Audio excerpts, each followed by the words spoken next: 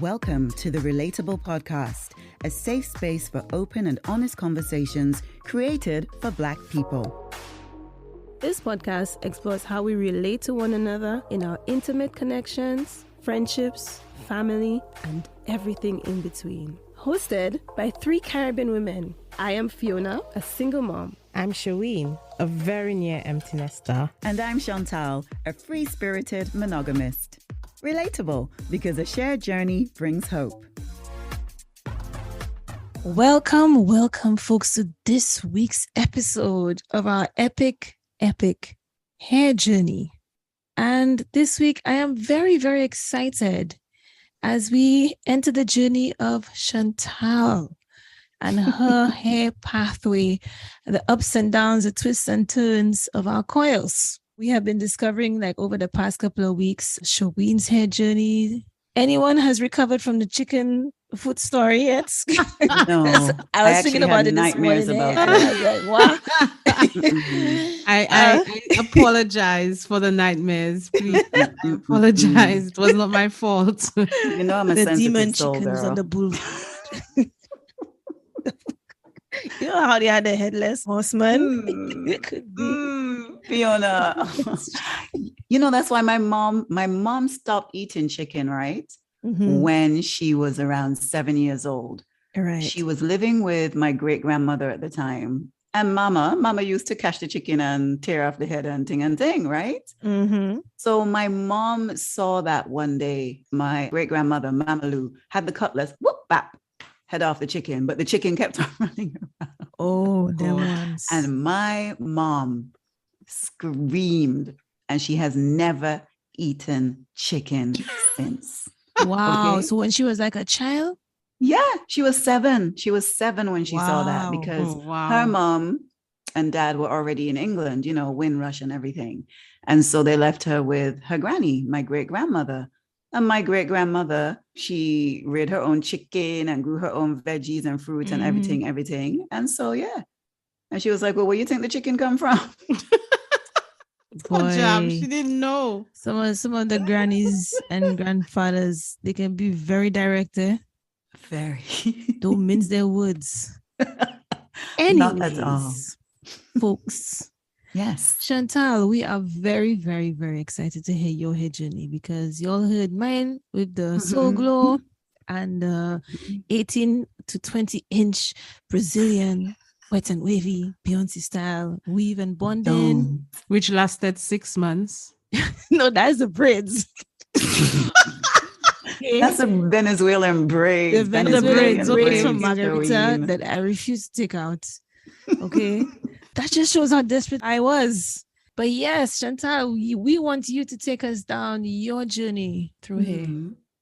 So I mean, I'm happy to do so, but first I need to check in with my girls. that's correct. How y'all doing? How's your week been? Shaween, go ahead. Because you always like to put me The first. pause. My week, The the drama, thing it felt is- like there should be tumbleweed in there. Like, Yeah, no, it's not that. It's not that. I'm gonna It's make sure not I get that. the tumbleweed in. My weeks, they're all rolling into one. So Mhm. it's like, I don't know what day it is, what's happening. Everything's just rolling into one. And I'm trying to play catch up. I'm trying to remember, what did I do? Was it yesterday I did this or that? So it's just like, yeah. No, my week has been good. Very good so far. Quite a few things being done. Obviously, making more preparation for the big move, getting all the information and calling people and doing everything, getting a house, everything set up back home. So that's more or less what I've been doing. It takes up a considerable amount of time, and it just, yeah, I don't know whether I did that today or yesterday or day before yesterday, but yeah, things are getting done, and that's where my focus is really. So that's my week. That's what it's been about. Okay. I don't know about you ladies. Well, I know Fiona, you like uber busy, and Chantal as well. But yeah, that's where that's what mine's about. Yeah, I hear you. My week, boy, Shaween, as you know, I have been working on the Mango Festival in Mhm. Nevis. Mhm. And so this is just a few days. We're recording this just a few days before launch day. And so, of course, the days leading up to today have been intense. And I predict they're going to continue in that energy until, we've delivered the festival. Outside of that, what's been going on? I've been eating a lot of mangoes. I've been eating a lot of mangoes. You still doing market research? I'm still researching. You can never do too much research. Yeah, have So fun. that's where I am. I'm not even interested in finding out the results of her research. She can keep it. I will let you know. Of course, I will share the results. And then the most beautiful alignment. I had lots of, what do they call them? I don't even know what they call these moments, but yeah, just lots of alignment, old friends who just happen to be in St. Kitts and Nevis, spending time with them. At the very last minute, I was gifted a ticket to attend the Friday night of the St. Kitts Music Festival, which, is the first time coming back after 2 years of Miss Panorama. So it's a pretty special music festival. And so, yeah, that was really lovely. And I'm there bopping away to, I think it was Ashanti. Ashanti was performing. Ooh, nice. And then I just see these two people standing right in front of me, looking at me. And I'm like, oh, hi, give them the lovely, Miss Universe smile. And then I was like, wait. And then they just burst out laughing. So, my friend and her husband, who I haven't seen in years, and they've been together since high school, since they were 15 years old. And it was just a joy to see them. I spent time with, again, another really old friend who's over from Anguilla. So it just felt really good. So although the work part of my life is very full on, very intense, there is balance. Because, this reconnecting with people who I love, truly, truly love, and it's reciprocal, that's been really beautiful. So I guess, yeah, I'm just in that space that we've all become accustomed to, that duality, that dual existence where it's like, rah, but oh. So how about you, Fiona? Yeah, a lot. Yeah, a lot. Just preparing for Essence. And I think that because it's a lot of, to give like everyone an overview, it was said to be initially 40 minutes on stage. Then they said 30 minutes. Then they said 20 minutes. And now they said it may be 12 minutes. So we're like, Fiona, what? We're like, wait, hold on. Because we are performing for the entertainment section. Right. And we are the last act of the day. Which is wonderful. You're closing it. Thank you. That's, I'm like, yeah, we're gonna, because they have loads of events happening from morning, from like 9 o'clock. There's like meditation and yoga.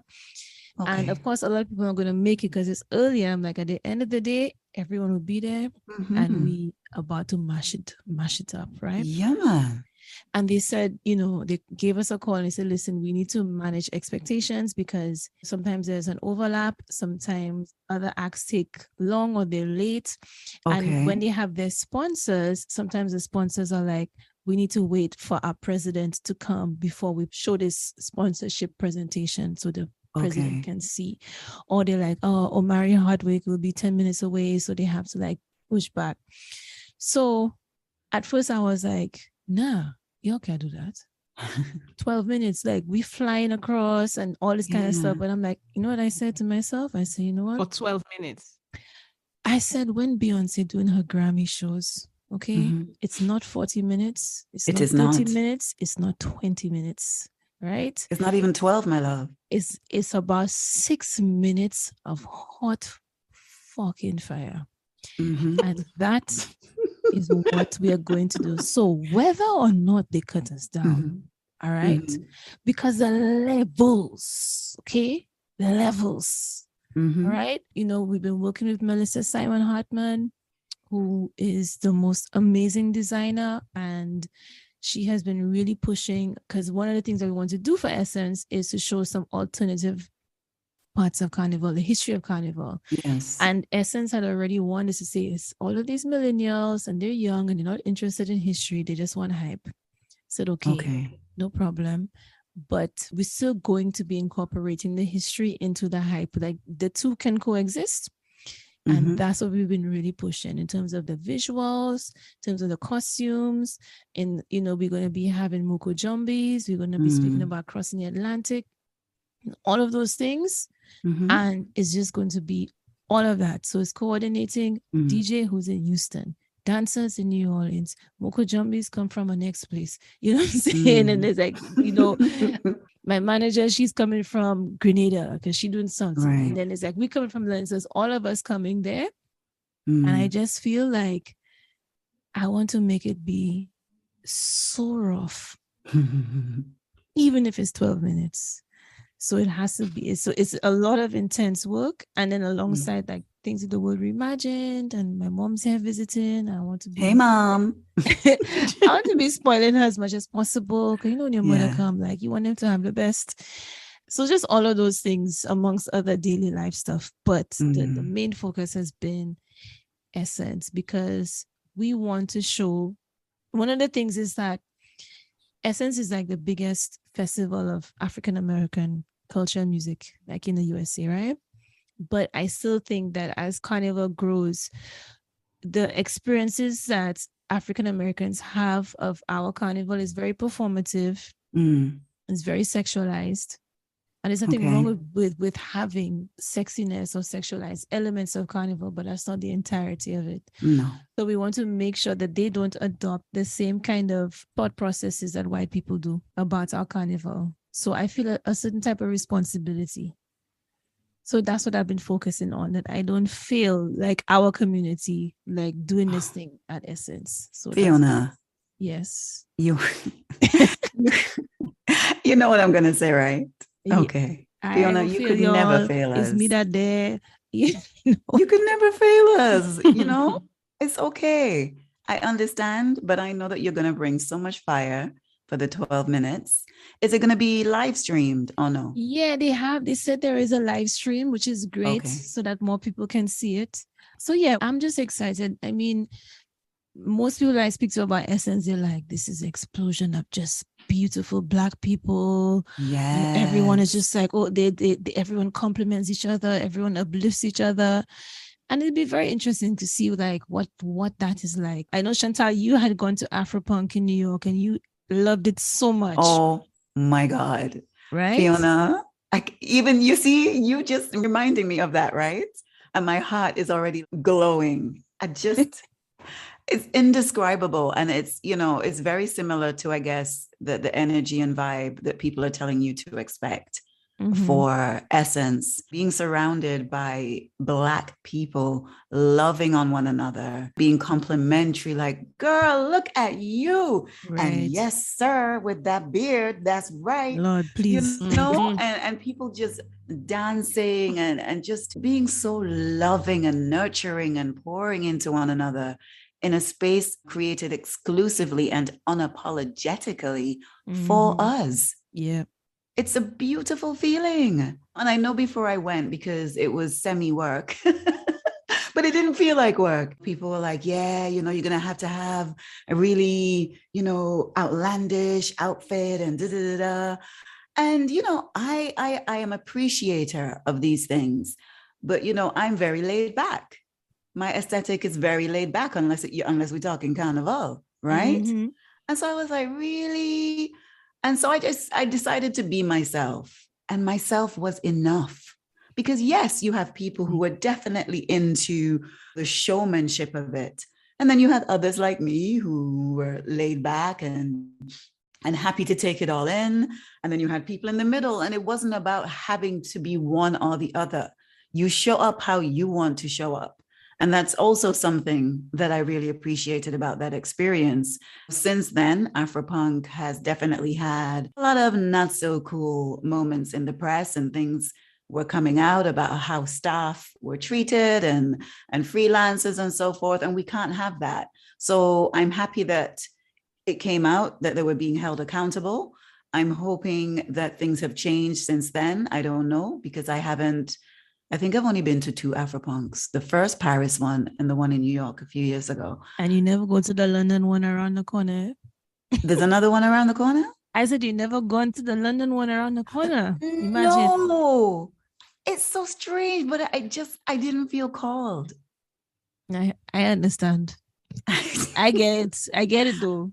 I really didn't. I didn't feel called, but I heard amazing things about it. So, but yeah, Fiona, I can't wait. I cannot wait to hear all about Essence Fest. As I said, I know it's going to be fire. You, Melissa, the Maka Jumbi, your amazing manager helping you guys pull it all together, supporting you through this. I know it's going to be fire. And I can't wait. I'm nervous, but excited too, because the dancers that we're working with, they have been dancing African style dance in New Orleans all their life. And we're also using different body types as well on stage, which has been something wonderful. that has been a lot of back and forth, but we've been very insistent on it. And yeah, we just want to make sure we come correct, that's all. Anywho, moving on. Right? Today is a focus on you. Oh. Chantal. So Shaween, what is your first hair question for Chantal on her hair journey? Well, what I want to know is, from the time I've known you, Chantal, you've had different hairstyles. I knew you a long time ago. We worked at an event together. I was filming and you were there managing, running. Probably it was your event. I'm not even too sure. Girl, I don't even know. And you had these beautiful long dreads. Oh yeah. And then I saw you years after and they were gone. But I know in between there's been many different things, I think.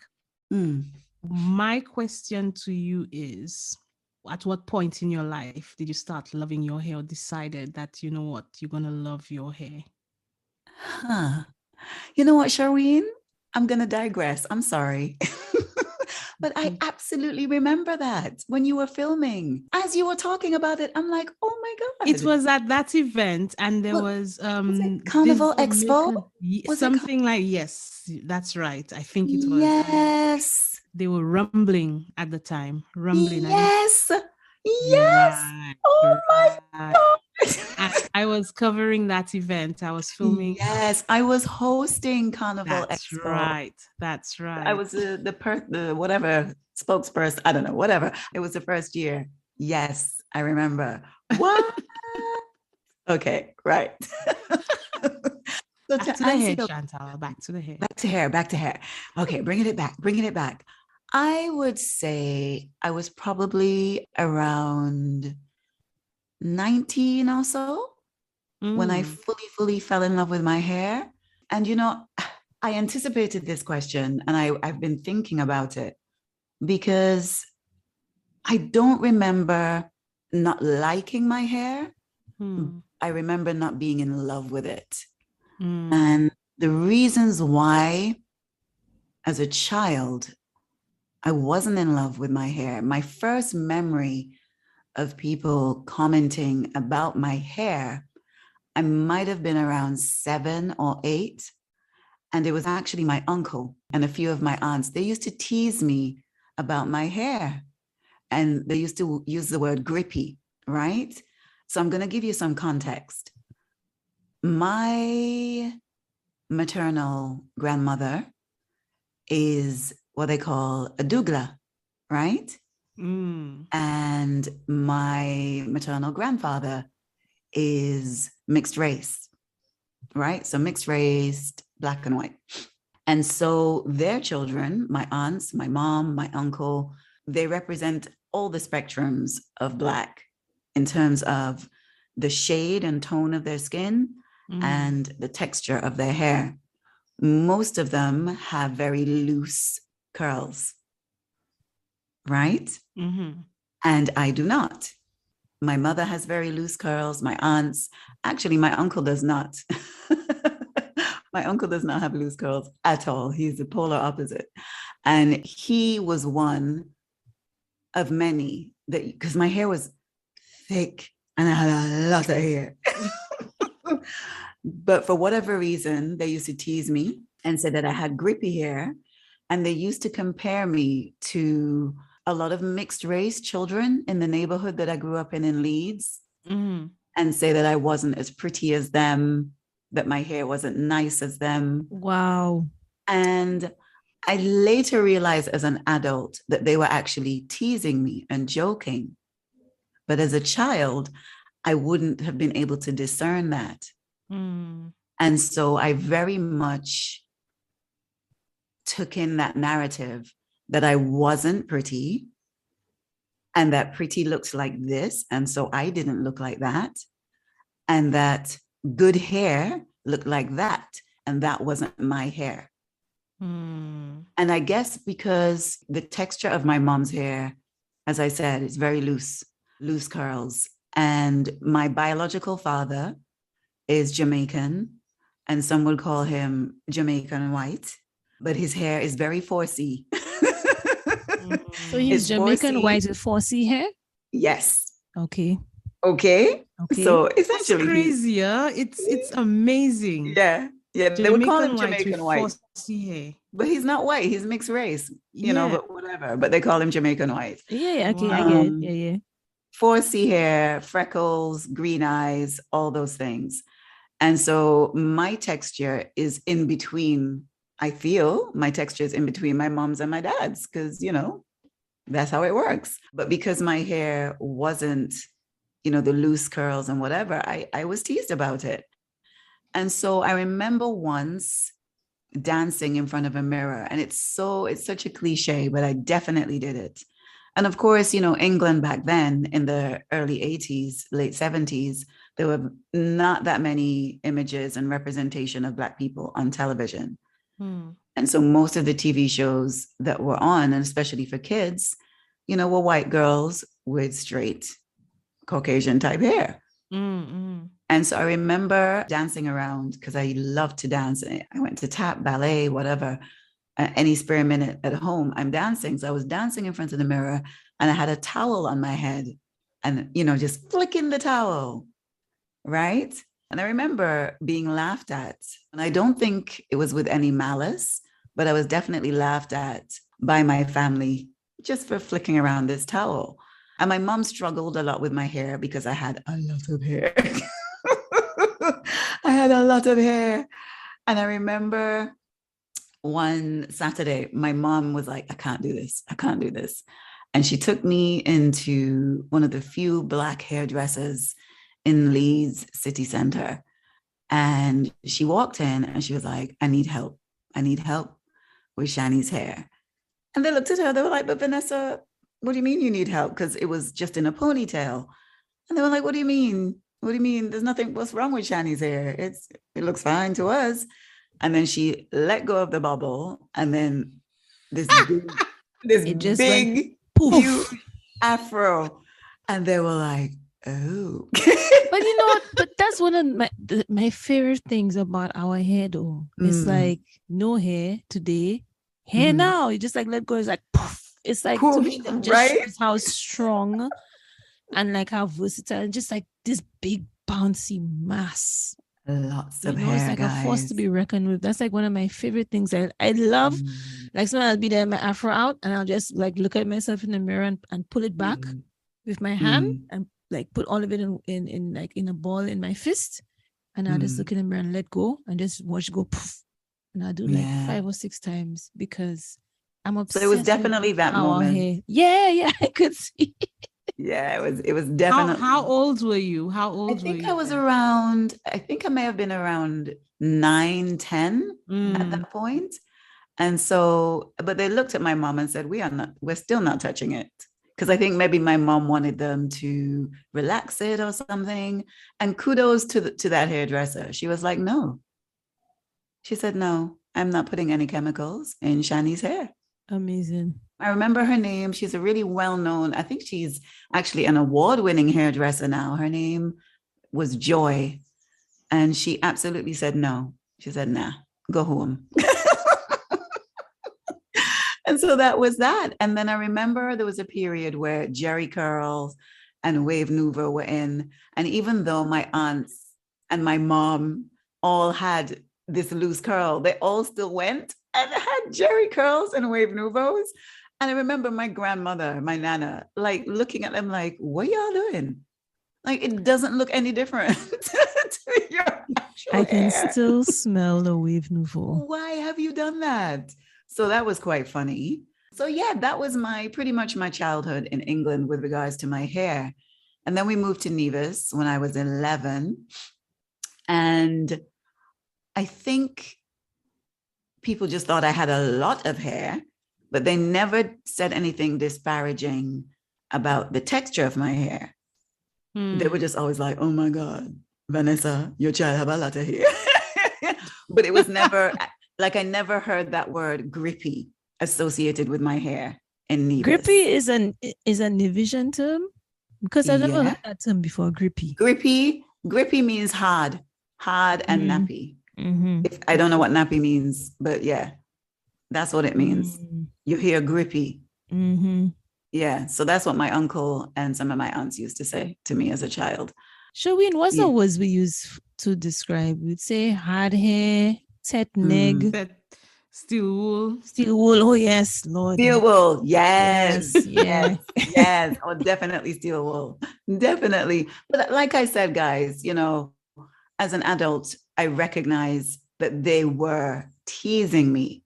But I will always say to adults, be very careful when you're teasing children, because a child doesn't have that capacity of emotional intelligence to discern that this is actually, oh, you're just you're teasing me. You're just joking. You know, this is not true. You know, at that age, if an adult says something to me about my appearance, I'm going to take it as the truth. Yeah. Right? Yeah, especially when it comes to appearance. Yeah. And things like that. And I mean, the thing is, in a lot of jokes, there's always, as they say, some kind of element of truth. And even if they're making joke, it's still kind of reinforcing that like your hair is not adequate enough. Yeah. Oh, I was definitely made to feel that way. Without a shadow of a doubt. Yeah. I was definitely made to feel that way. But like I said, when I came to Nevis now, it was very different. The comments that were made were like, that's a lot of hair. How you just manage that, Vanessa? Oh my. But it wasn't about the texture. It was just about the volume, the volume of hair. And I definitely experimented as a young person. You know, I guess you would call her my second mom, Janet, used to iron my hair on a special occasion, you know, with a hot comb. And I definitely sustained a few ear burns. Thank you very much. We've all had the air burns, oh my the God. Smell, the smoke, sizzle. not even steamer. Your hair. Oh my not God. even steam, the smoke. Yep. That was coming from your hair. Yep. That was madness. Okay. And you had to sit still, you know, because if you just move an inch and that comb hit your skin, the back of your neck. If you move your head, it's not even you getting burned, they getting more vex. Keep your head still, and they pushing your head. they get more vex if you just cannot move your head for nothing. Definitely. Yeah. So I had those days. And then I think my mom, I relaxed my hair for a year. And then I was like, yeah, no, this is not me. Because it prevented me, like I didn't like the care. I didn't like having to spend that much time being at the hairdresser. I think I relaxed my hair when I was around 14, 15, but didn't last very long. Because again, I was like, yo, I want to go to the beach. I want to swim. You know, and after you just relax your hair, you got to wait 2 weeks until you could go in the water. But then even then you can't wet your hair. Oh, I hated it. I forget about that. Like you can't. That's true. I forgot about that part, you know. That you had to wait. Like you couldn't go if you had, you couldn't go straight to the beach, man. Yes. That's so true. That is so true. I forgot about that, you know. Hated it. It. Chantal, and so we need to see pictures, please. Yeah, man. Didn't like that. I've never seen you with straight hair. I will root up some pictures. Thank you. Sure. I will root, and especially as I'm home, I'll definitely root some up. And then, guys, confession, I had a wave nouveau. Really? Oh, so it wasn't even myself. I so did. Wait a minute. Yeah. When I was laughing at my soul glow, okay? Yeah. First of all, Chantal Miller. All right. No. Hold on a minute. Because you was laughing hard. All right. And you had wave nouveau. Yeah, but I didn't have a because Jerry curl. I had I Wave had it Nouveau. too. So Wave Nouveau. In fact, there was another one, but I can't remember the name of it. S-curl, No, carefree curl. no, it was a white bottle with red writing. I I cannot know remember. it. It's some other type of curl. Okay. But yeah, and they profess to be the drier version to the Jerry curl. So is it like the texturizer? Yeah, I that's don't know. what it's I'm gonna have to look it texturizer. up. Texturizer, I'm gonna yeah. have to look it up. But I definitely had a Wave Nouveau. And I Oh, think that was the last time that chemicals have touched my hair outside of me Wow, experimenting so with color. long. It lasted, I was 18. It may have lasted to my 19th birthday. And then I got up one Saturday. And again, because it's the restrictions, right? You can't do this, you can't do that. mm-hmm. And I jumped on the boat and went to St. Kitts and went to my mom's hairdresser, right? In St. Kitts. I went to my mom's hairdresser and I said to Charmaine, I was like, I want you to shave this off. Right? And and she looked at me. She was like, what? She said, does your mom know your hair? I'm like, hello, because I was 18, right? She was like, what do you mean shave off? Like off? I was like, yes, please cut it off. All of it, shave it off. I don't want this. I want to start from scratch. And so she did it. And I remember getting back on the boat and walking through Charlestown, and people were looking at me like, what the hell? Okay, somebody came up to when you me. say shave it off, Shave off. shining, Shave, yes. shining bald. Yep. Wow. That's how you know, How but else? it's such a beautiful feeling, eh? I've done it once. I didn't want to wait for it to grow out. I just didn't want Wow. I didn't want it on my hair anymore. Yeah. And yeah, so I walked through Charlestown. People were looking at me like, what the hell? By the time I got home, people had already called my parents. As they do. So they already knew that I Lord. had shaved off my hair. I walked in the house. My stepdad looked at me. He said, okay, it looked good. And then my mom came home. It looked good. Then my mom came home from work and she looked at me and she said, well, you just look like you looked when you were born.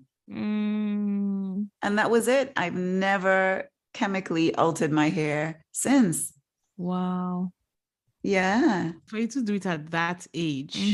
18, that's when you're just trying to understand yourself. You all about your looks and wanting to make sure you know that's brave. That's really brave. Yeah. And I was dating someone at the time, I think my first real boyfriend, and he was so beautifully supportive. Oh. Because typically your hair is your beauty, blah, blah, blah, blah. Nah. He was like, Shan, whatever you want to do, if that's what you want to do, do it. That's wonderful, eh? Because I've known some men who stopped talking to their wives, not even to go like shining bald, but just who cut it like maybe just shoulder length or something, or like people like some fellas get real vexed for that. So that's wonderful that he supported you with such a very. And I guess that really helped because my parents and the person that I was seeing were extremely, extremely supportive. Let's see. And I think for me, that probably is when I started to readdress the narrative that I'd kind of been sold about my hair. It was way before, I guess, the natural hair revolution as we know it today.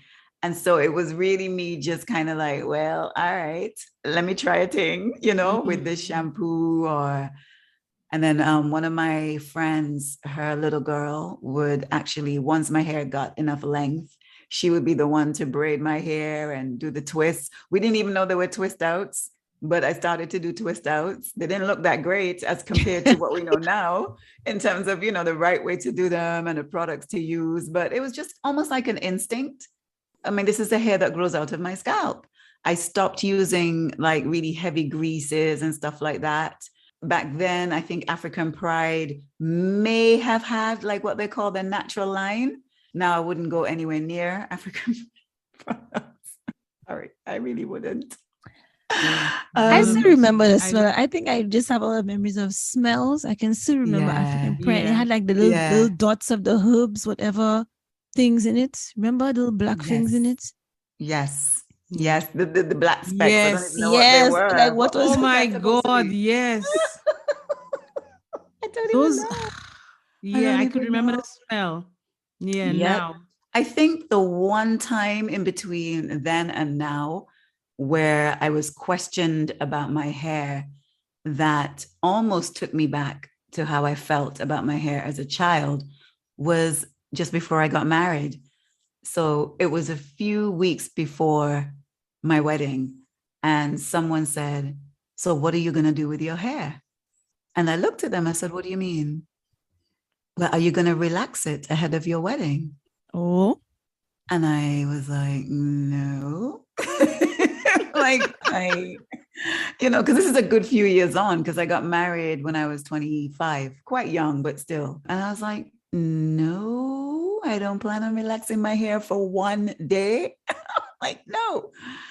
They're like, "Well, you could just cut it off after." I'm like, "This That's is my hair, and this is the hair that's going to walk up the aisle." Like, yes. what? exactly.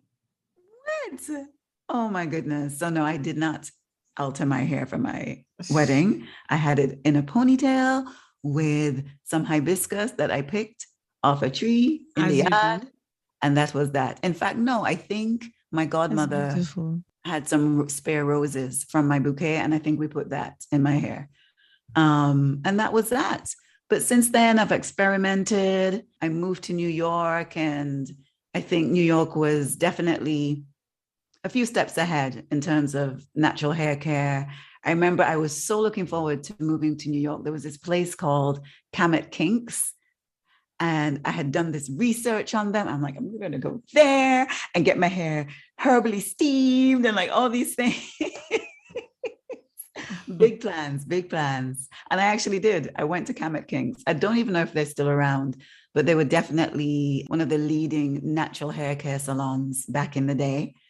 So yeah, ever since then, I've cut it off several times since. I've let it grow back. I've had an afro. I've done the twist outs. I've had locks. Yes, Shireen, I have had locks. I had locks for maybe 7 years. What else have I done? I've had braids. I've never had a weave.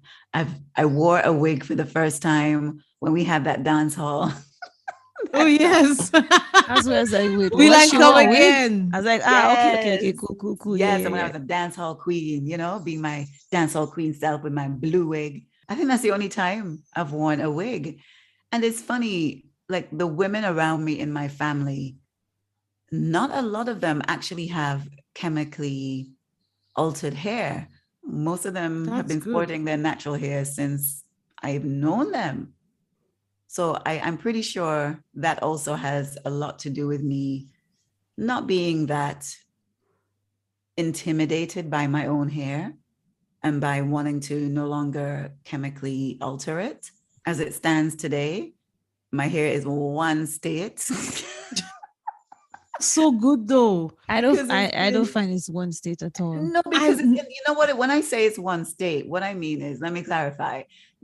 I've had a shaved head for the last few years, but since I've moved home to Nevis in February, I haven't shaved it. So it's not a teeny weeny afro. I don't even know what to call it. It's that very in between stage where it's not quite long enough for me to do anything with. So it's just kind of there. I'm also going through perimenopause. So my hair isn't growing back as thickly as it once would have, and it's not growing back as quickly. And also, my hair in front, apparently, now I know this, the texture is a lot softer than the rest of my hair. So the locks that I had really took a toll on my hair in front. And so it's a lot more sparse than the rest of my hair on my head. So that is something that it doesn't bother me, but things that I have noticed. Things that I have noticed about my hair as a 49-year-old.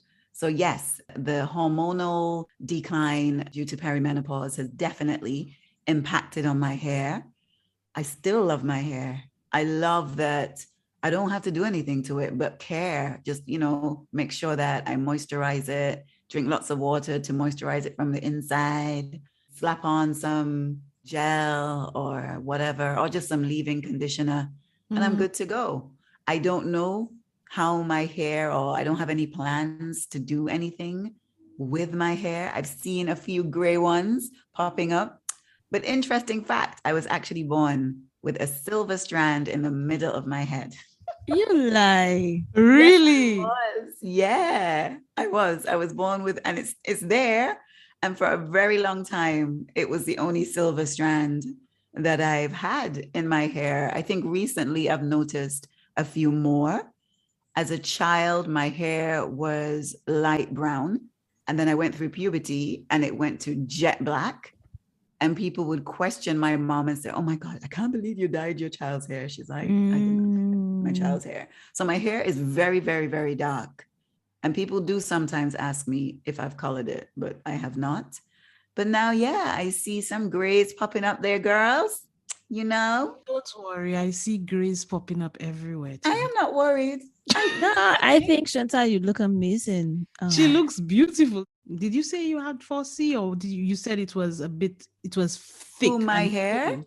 I don't know Yeah. what I am. I have no idea. No, but Sure. when I'm watching your hair now, and it seems very, very soft because you said it's grown, and I could see the little. It looks naturally curly, looks naturally soft. So it would be nice to see what it looked like before when it was all full and all the big. I will definitely, I will find some pictures. I will, I'm at home. I know my mom has, all moms have millions of pictures of their children. So I'll have a look. I'll have a look around for sure. But yeah, I mean, as I said, in retrospect, I think my hangups about my hair, I quickly, once and I also think that there was a self-awareness about me as a young person where I recognize that other people's opinions about me shouldn't inform how I felt about myself. That self-awareness came from, and you both know that I experienced sexual violence as a very young child. And I don't know if because of that I was, I don't know, I guess more in tune with my emotions. I know it could go either way with survivors. And there was something that made me curious to the point where this isn't just what life is about. And so I had various people in my life who were completely unaware of what took place, but for whatever reason would send me books. I was reading the Celestine Prophecy, I think when I was 14. Wow. And I was introduced to yoga not too long after that, and Buddhism, and just alternative ways, or I guess more traditional ways of thinking and navigating life. And my parents, they're practicing Christians, and I declared at a very young age that I would no longer subscribe to that. And they were quite accepting. And so That's good. I think that has a lot to do with me being able to just appreciate me, my hair, my skin. And although words do have a lot of power, not taking other people's words about my appearance to the point where I didn't recognize that my own innate beauty, because I am beautiful, as is everyone else. And so therefore, my hair is beautiful, because I believe that I am a beautiful person and that we are created as beautiful people. I try to be a good person. I am not perfect. I am still learning. I'm learning about myself. I'm learning about what it means to be a Black woman. I'm learning about what it means to be a survivor of trauma and being able to say, yes, this happened to me, but it doesn't define me, right? But it definitely is an important part of my life because it's formed how I respond to things. And so it's all of that wrapped up, all of these things that I feel brought me to the point of I love me and I love my hair and I love Afro hair and I love the myriad of textures that we present with, and I want our nephews and nieces and children and daughters and I want them to feel that love for themselves and their hair. And I love that our girls experiment. I don't have any hatred for relaxers. I hate what they do to our hair and I hate what they do to our health. But I don't have any problems with someone wanting to experiment and maybe have a blowout and have straight hair one day, curly hair the next, afro hair the next, whatever. I think that's one of the greatest parts of being Black is our experimentation with our hair. I think that's one of the best things about us. And that includes if it's relaxer, weave, wig, braids, cornrows, pepper seed or Chinese bumper as they call it, afro, all the things, you know? Yeah. So I like having the freedom of having my afro one day and it's like a short afro and the next day I have braids all the way down my back, like nothing. Yes. Not even batting an eyelid, right? Love it. I love all of those things. Same. But like, as you said, I think the reason why we relax it is a thing that I think is exactly harmful. Alongside, yes, the chemical stuff and for our health, but the reason why, not for experimentation, but to think that having straight hair is a means of being more beautiful or makes it more presentable. It's assimilation. Yes. You know? Yes. An understanding that we don't have to assimilate to be respected. Yes. Yeah. Yes. So yes, that's the thing. Yeah. Yeah. There's so many levels to the hair love. So many levels. And it begins with self-love. It does. And I know we said in your episode, Fiona, that people don't like to look at Black hair as political. But I am very proud to say that, yeah, my hair is a political statement. Yes, it is. Definitely. It is definitely a fuck you to the establishment. Listen. Without a doubt. I have no shame in that. You saying that, I was speaking to my mom about when I go back home, what am I going to do? And so on and so forth. So she said to me, so Shireen, you know, if your qualifications, if you were to get a job in like a very respectable job and this and that, what if they don't like your red dreads? I said, well, the job is not for me. Amen. And that was it. End of. And she was like, so you're not going to consider taking them out? I said, no. Nope. That job is not for me. If you have a problem with my hair, I cannot do my job wearing my hair how I please in a way that makes me happy, then the job is not for me. Yeah. So it is very much a fuck you and a political statement and not fuck you to my mom, listeners. No, fuck you to No. We don't do that. But very much I will do what I please with my hair, what makes me happy, what makes me comfortable, and because I love my hair and I love myself. Yeah, like why would you want to work in an environment that thinks your hair is not beautiful? Yeah, exactly. So aside from the like, you know, clap back and answering back or the job is not for me, but it's like, why would you want to even be in a space like that? Like every day? I definitely why would you want that for yourself, you know? Yeah, I'm with you, Fiona. This is not the time where we should be in any spaces that make us feel any less than the magnificence that we are, because we are all deserving of feeling safe, supported. And if an environment doesn't make you feel that way, la femme. Exactly. Okay. What's that new Beyonce song? You Won't Break My Soul? That's right. That's right. If I could sing, I would sing, but I won't. Not gonna sing it. No, we're not gonna sing it. But I love it. I love the song. You Won't Break My Soul. That's right. Well, all right, ladies. Oh, so that's wonderful. That was really nice. That was really lovely. It's you know, and for each of us, we all have our different journeys.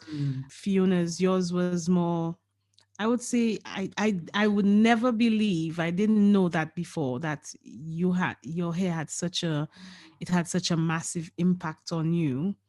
Yeah, man. Yeah, man. Big time. I think it was more not my hair, but people's expectations of my hair. Yeah. And that it was more that my hair was like this big disappointment to people, and then therefore I was a disappointment to people.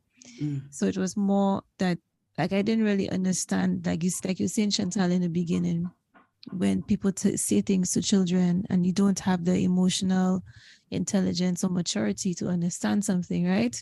Mhm. And then Yeah. it takes a long time for you to unpack them kind of things and go through it. There was a time my sisters and them tell me how I was looking in, I was like around 5 and I was so vain. And I used to look in the mirror and see I'm so beautiful and my hair is golden, and because they have very blonde hair, so it's gold, Mhm. right? I say my hair is so beautiful and oh, it's golden, and so people could. I said my hair, I could cut my hair, it's gold. Like people can make jewelry and stuff or whatever, or something I said out of my hair. I And love then it. it went from that to me having this hatred of my hair because people were so disappointed in its texture, Mm. you know. Wow. But yeah, I over that Yeah, long. here we are. Here we Yeah, I are. think we all are Mhm. over these things now. Yeah. Yeah, for sure. And we But know better. We learn. We learn from each generation. We Mm-hmm. learn from our own experiences. The way that you speak life into your own children, the way that I have Exactly. witnessed my sisters speaking life and hair love into their children. My nephews love their hair. Oh my goodness. My first nephew, whenever Carrie sees, images of little black boys with their big natural hair, he's like, oh my goodness, look at his hair. And when he sees little black girls with their beautiful, glorious crowns, he's like, Mommy, Auntie Shani, did you see that beautiful little girl and her hair? wow. Well, That's that's right. lovely, And man. that's because of how Fallon has poured into her sons. So Yeah. not only about loving their hair, but the hair of Black girls and Black women. And Mm. that is very important. Young Black men and boys being raised to love the hair that grows out of the scalp of their Black sisters and mothers and aunties and Mhm. teachers and whomever. That is also important. And I love Very. that Fallon does that. So, guys, I definitely see improvements. There's still a ways to go for the acceptance and the love of our community and who we are without being Eurocentric. Oftentimes, and I'm going off on a tangent and I'm going to come back. And I know that we're going to have this conversation about shadeism, but For J. oftentimes when we have a darker hued woman being lauded as beautiful, it's because her features are Eurocentric, Yep. right? So she has these Eurocentric features and she's darker hued. So that makes her darkness more acceptable. You understand what I'm saying? Mm-hmm. Girl, of Whereas a course we do. darker hued sister with more Afrocentric features isn't lauded as being as beautiful, right? So we have a long way to go. And We it's do. a discussion for another time. And it's going to come. We're going to talk about shadeism and colorism and whatever isms y'all want to call Yo, it. that's like a whole conference. I don't think they have enough alcohol for me to drink. For Listen, me to be ready to take on that one. we'll come back to it towards the end of the season, y'all. We will definitely, it's a topic that Oh needs to be gosh. addressed within our community, right? But we're gonna stick with hair. And in fact, we don't talk about hair. What I want to know is what has brought you joy, Sherwin, this week? Oh, for me, this week is nice. What's brought me joy is I've been spending a lot of time with my mom. Mm. We've gone to York to visit Jade, my middle daughter. Mhm. And then we went to Brighton. We just took the kids out to Brighton just to visit the seaside. And we've been speaking a lot every day. We've been speaking. So I've been spending a lot of beautiful time with my mom. And just the appreciation, I think we spend so much time apart because the panorama, I Mhm. couldn't go see her, and her husband was very ill. So people weren't allowed to come to the house, Mhm. still not allowed to come to the house because of his illness and stuff. Mhm. So my mom was just stuck in the house. Okay. And then lately, and the sad thing is she developed this I know COVID is very scary. COVID for people, especially older people, very scary. And I understand that. I'm not going to try to water down the fears, and they have rights to feel that way, for obvious reasons. But my mom developed this massive phobia. My mom didn't want to come out of the house. And it was so bad. I started feeling, gosh, how is she going to get back into the world? How is she going to start doing things again? Will she ever?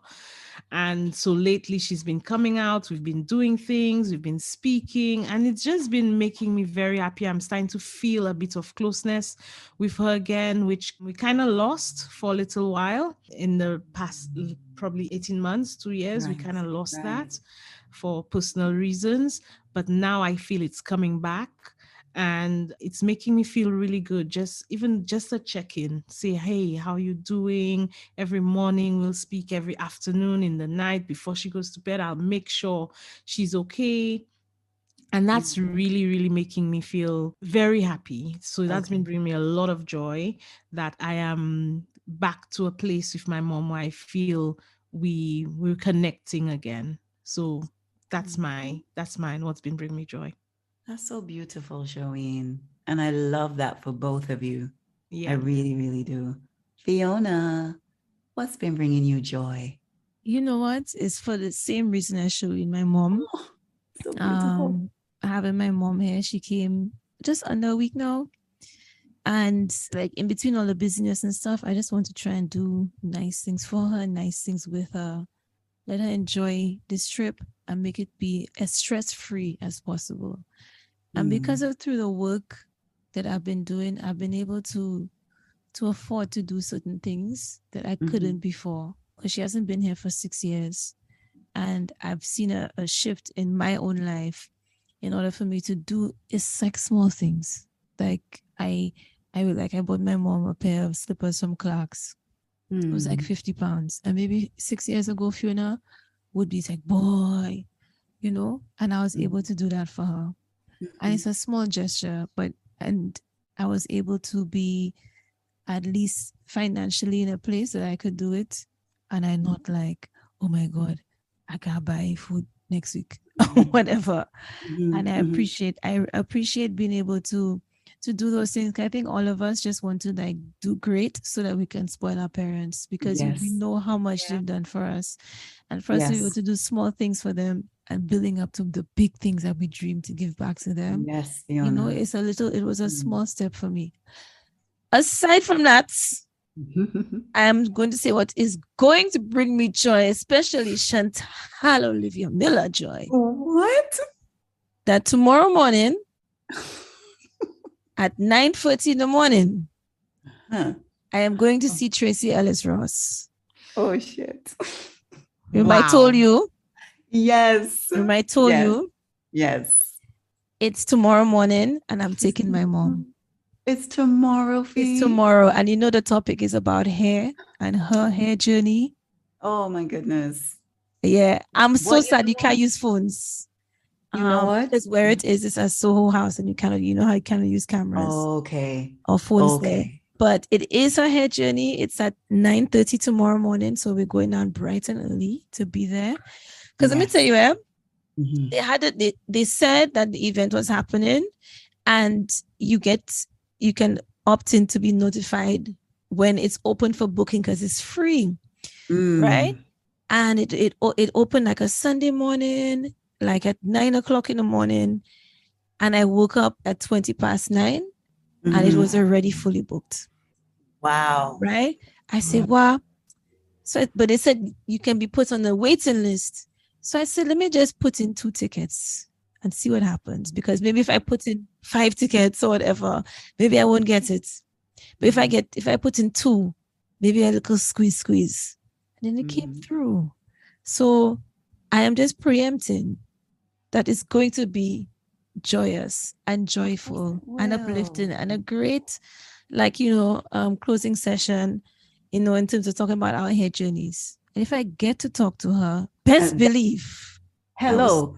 I'm Hello. going to let her know about you. Okay. Hello, All Fiona. right. My That's only like your twin. It's my only ask of you for the year. Yes. Okay. For the year. Yes. Please. Yes. Please, please, please. I should just make a placard and Please. say, you need to follow this woman today. Please. I'm apologizing for the big truck passing outside. I'm so sorry. Speak to Tracy. Yes. Please avail yourself. Speak Yes, I to shall. Tracy. Okay. Please let Tracy know, right? Yes. That I have been following her career since Girlfriends was a pilot Wow. episode. Since the pilot episode of Girlfriends, I have seen her growth, her expansion, her everything. I think she is one of the most beautiful human beings. And when I say beautiful, I don't just mean her exterior. Y'all know that. Her comedic timing is unparalleled. Unparalleled. People underestimate Tracy's comedic timing. I think she is Lucille Ball. Okay? When That she is did where- that parody thing, I can't remember what award show, and she was dancing to Rihanna. Let me tell you. I think that's one really showed to me, highlighted her how funny she was. She is hilarious. She is intelligent. And you have to be intelligent to have that comedic timing. Like there's a genius in that. You know, not everybody could make people laugh and properly make people laugh, right? Tracy is a beacon of light for our community, for Black women of a certain age. Amen. I mean, come through, Tracy. And the fact that I ain't there, Girl. yo, that ain't right. No, sir. Oh, like, dear. universe, what happened, man? Like, what's going on? My girl, who many people have said, Shani, you and this woman can be sisters, you know. I know. I'm telling you. I know this, but I'm not there. And this is not good. This is not good. So Fiona, no pressure, but pressure. Okay, I'll come hard, okay? Placard making tonight. You need to find your way to Tracy and not just let her know that she is the shit, but also she should listen to these episodes. Yeah. Because if Pattern Beauty, hey Pattern, Yes. hey Pattern, hey Pattern, hey Pattern, right? If Pattern Beauty wants to be for the community, of the community, how about a little sponsorship for a fledgling podcast? Small, you know. Like, come true. And you know what, Tracy? If you want to be a guest on our podcast, We're happy to fly over to your house. Very With our happy. microphones. Very happy to sit by the pool that you just go down and come up. We can sit by the pool, my girl, and record a very special episode of Relatable. Fiona, make it happen. I have faith in you that you're going to come back and say, show me the Chantal. It's happening. It's happening. She has said yes. She will say yes. Okay? What she'll say is she's been listening to the podcast from the beginning. Yo. Exactly. Yo. That was Okay. the inspiration. That's it right there. Fiona. So there's no pressure but pressure I'm on it. you I'm to on make it. this. And I believe in you, Fiona. You know we believe in you. So this is a very small ask. Okay. Thank you, Chantal. I like how you rock that. Yeah. Oh my God. It's a very small ask. And I know our listeners also believe in you. Exactly. So we're backing you. We're Wow. there for you, girl. That's how you roll in. Because you know what? She's going to see your big afro. And obviously, she's going to want to talk to you. I have braids. Right? She put braids in. No! Chantal. Get them Now, out. okay, Get them Chantal. out. What do you mean you're going with braids? Because, okay, now listen. Linda. God. All right. I thought about it. I say, you know what? I should Mhm. really go to this thing with my big afro out. Yeah. But only because I'm traveling Okay. the Okay. Wednesday morning. Okay. And that Essence weekend, I won't have time You to can't. maintain my No, I hear afro. you. I hear you. It's why I Okay. put the braids. Trust me, Chantal. I said I'm going to a thing where she's going to be talking about pattern. That is the day my afro is supposed to be shining. So it was a tough decision. Okay. I A understand. tough decision. I understand. Well, take a picture of yourself with your afro, please. Okay. Take that with you.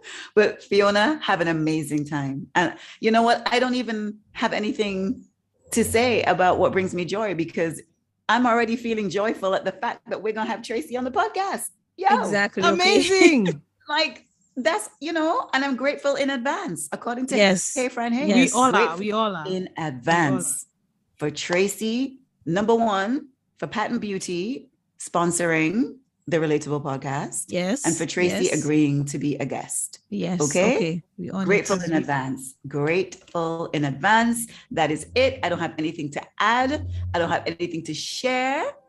So we can move on to Under the Mango Tree. Fiona, would you like to tell us what's happening? Okay, so for this week's Under the Mango Tree, Chantal got this beautiful message from a young lady, only 19 years old. And I'm going to read that message.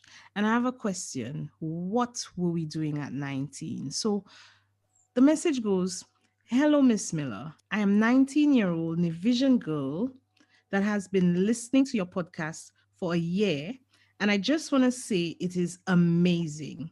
I was pleasantly surprised and elated to hear Nevis being shown so much love on such a big platform because, as we know, our country is often overshadowed. I also would like to let you know that I really admire you and respect what you stand for, which is uplifting others and breaking Caribbean generational traumas and toxic norms." Now, hold on a second. At 19, talking about breaking generational traumas and toxic norms. Anyway, she goes on to say, "I look forward to keeping up with your future projects and wish you all the success."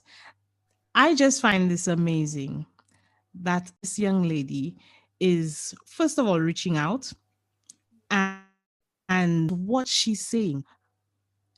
I don't think I was thinking along these lines at 19. And I know for a fact that I wasn't because I was busy making children. So my question is, what were we doing at 19 years old? So for this week's Under the Mango Tree, we have a guest and I'll let Fiona explain what's happening. Fiona? So the question is, what were you doing when you were 19 years old? And I'd like to introduce the guest of this week's Under the Mango Tree, which is my mama. Yay! And she is going to talk about when she was 19 in the swinging 60s in London. Over to you, Mom. When I was 19, I was really very privileged to be living in London. It was the swinging 60s. It was the time of the Beatles, the Rolling Stones, Jerry and the Pacemakers, Procol Harum, all this wonderful music that has now become classic. And I lived in Belsize Park, but I loved to hop on a bus, any bus, going anywhere and hopping off, because there's so much to see in London. And I would get off the bus and I would always find things of interest. It was amazing, London. And of course, there's always a theatre, so many wonderful shows and things like that, which I have always enjoyed. And that began back then in the 60s. Loved partying at the weekends, and I loved summers. So I've always loved summers in England. I love how everyone appreciates the wonderful days, takes care of their gardens, all this burst of flowers everywhere, fresh fruit. But London in the 60s, when I was 19, was amazing. I can remember going to a Rolling Stones concert and leaving that and going to Heathrow to welcome the Beatles back from their first trip to the US. It was quite an event. Heathrow Airport was playing only Beatles music on all the loudspeakers. Amazing. Wonderful memories of when I was 19. Okay, guys, I hope you enjoyed this week's journey, Chantal's journey through hair. Wasn't it a beautiful discussion? All the twists and turns, the wave nouveaux, the shining balls walking through Nevis, all the wonderful and amazing memories of our hair journeys. And I hope that after this, discussions of our 3 hair journeys, and we hope that you guys have like a greater love for what grows out of your scalp. Because whatever grows out of your scalp is beautiful.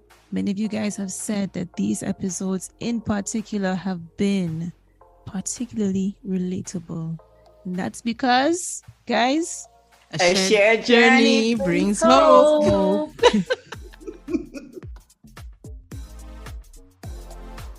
Relatable, because a shared journey brings hope.